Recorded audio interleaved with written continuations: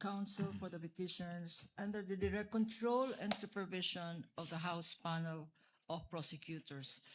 We'd like to call on our first witness, Your Honors, Mr. Roderick C. Wamil. The clerk of court, through Sergeant at Arms, is directed to kindly bring and situate at the witness stand the witness of the prosecution for today, Mr. Roderick Wamil.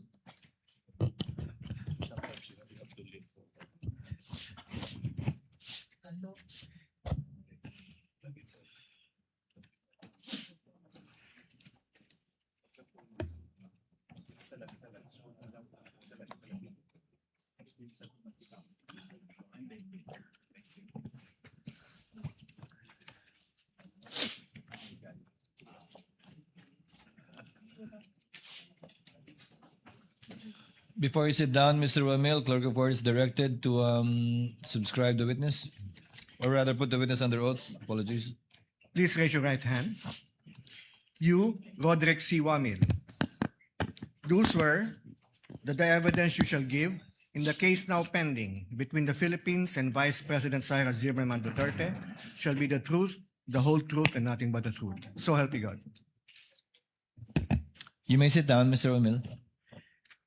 Your witness, counsel for the panel of prosecutors, Attorney Kapunan, you may proceed when you're ready with your offer. Thank you, Your Honor. But before we proceed, senators, honorable senators and presiding officer, may we flash on the screen page 2 of the pretrial order dated 29 June 2026.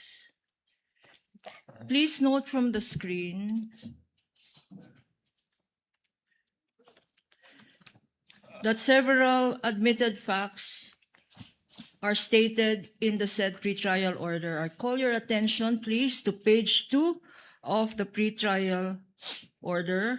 These are the admitted facts for Article 1 on the misuse and misappropriation of confidential funds. I will not read them anymore, but I'd like to highlight certain admissions. The lady may proceed for the guidance of the senator judges. Thank you, Your Honor. As can be seen from the screen, first, the OVP, Office of the Vice President, had confidential funds in the fixed amount of 125 per quarter. The first quarter of 2023 is February 6 to March 29, 2023. For the second quarter of 2023, that is April 25 to June 30, 2023, and for the third quarter of 2023, which covers the period July 14 to September 30, 2023, fixed amounts per quarter of 125 million. You're referring to paragraph numbers 2.5, 2.6, and 2.7, counsel. Yes, Your Honor. You may proceed. Also admitted is the fact that Gina Acosta was the Office of the Vice President's Special Disbursing Officer, or SDO, in relation to the OVP's confidential funds for the fourth quarter of 2022, as well as the first, second, and third quarters of 2023, as can be seen on the screen. May I ask counsel for the respondent? We confirm that, Your Honor. Thank you, counsel.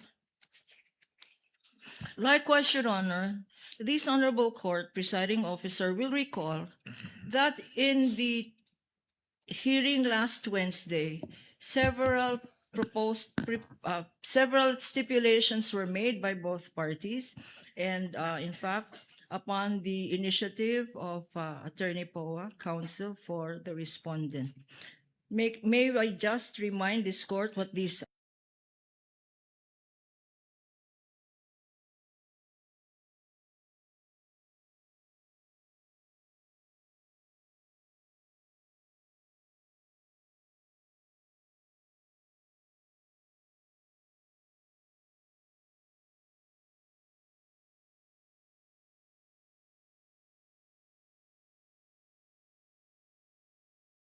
for the better appreciation of this honorable court. Both the prosecution and the respondent agreed last Wednesday's hearing to the following stipulations. First, that the OVP issued 4 checks, all in the name of Gina F. Acosta, worth 125 million each on December 20, 2022, January 31, 2023, April 18, 2023, and July 13, 2023. Second, that these said amounts were paid by the Philippine Treasury for the account of the Office of the Vice President. Third, that Ms. Gina Acosta received the amounts of the said checks on December 20, 2022, February 6, 2023, April 25, 2023, April 10, 2023, and July 11, 2023.